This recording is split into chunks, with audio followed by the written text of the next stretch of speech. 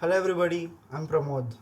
I'm back with another video. This time I'm going to show you how to implement linear regression and how to implement logistic regression. So let's get started. Uh, Pandas PD. So we are importing pandas to load data. Uh, Cburn as SN, and we are importing Cburn to draw graphs.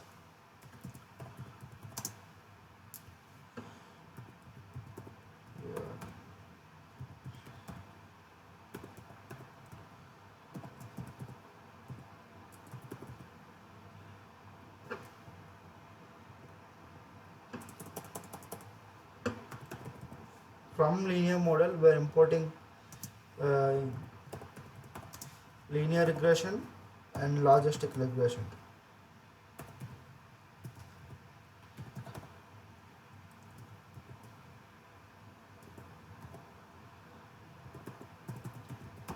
Regression.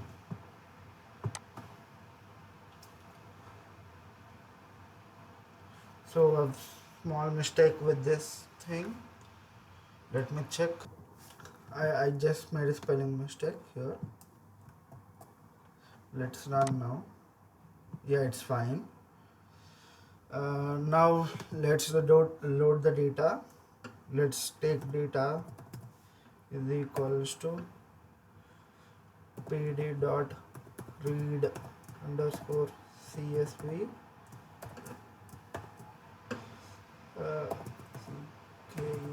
package dot csv. Let me check this file. Yeah, it's there. So we imported here the package dot csv, and now let's print it. Print the data. Yeah, you can see number of working hours and marks scored by the students. So now see, you can see here number of working hours is the independent and working marks scored by the students are dependent. Let's try to first fit it in linear regression as we've seen in the previous video. Let's name it as LE is equals to linear regression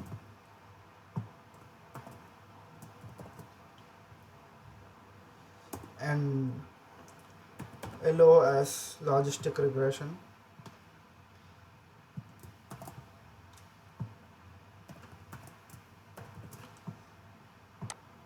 Yeah, they both are made. Now we'll take in the data. Let x is equals to um, just a second, let me see. Now x is the data of number of working hours. So I don't want it to make mistakes more, so that's why I'm just copying and pasting it here. And y is equals to data of this marks scored by the student. Let's put it here. Okay, we made x, also x and y had been also been declared. Now let's try to fit in linear regression. Let m1, the first model, be linear of fit x comma y.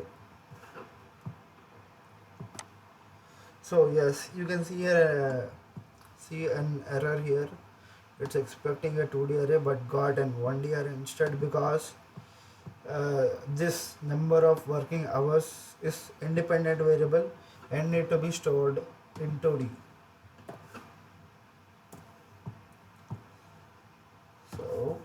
Now let's run it.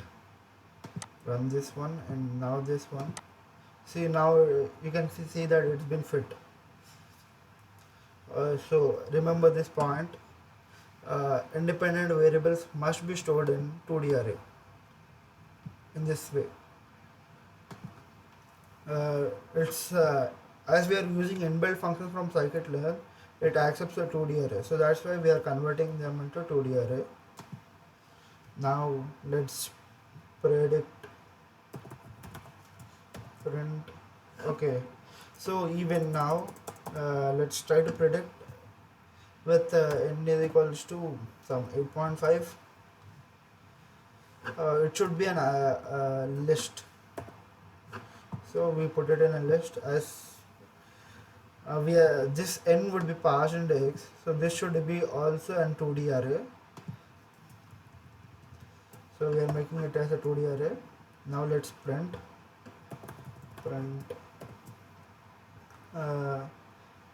m1 dot predict n. So you can see it's 81.75 for linear regression. Now let's try it with logistic regression. So m2 is equals to lo dot fit x comma y. So it gives a warning, but fine, it's fine, we can proceed.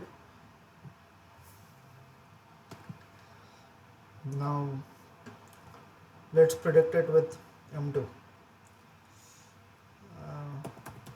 Print m2 dot predict n. See, now it's 95.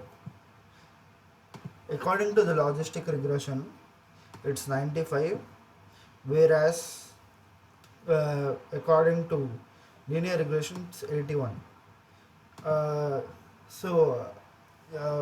I feel like there are many doubts coming into your mind to which to be chosen according to the situation. So according to this situation, we cannot tell it directly.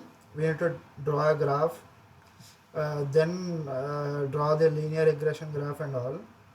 This function should be fitting with some other things. There's a concept called correlation. From that correlation function, we should be deciding which regression should be used. So this is how there are major differences. Initially, when I started learning, I also faced the same issues. Then started learning, and I've thought of making it clear for everyone who are learning now. That's the reason I started my online courses. So if you are all interested, please do join for the free demo class on the 14th of May. There is a link given in the description, which on clicking directly you would be joining into my WhatsApp group, so that you would be getting my updates sooner.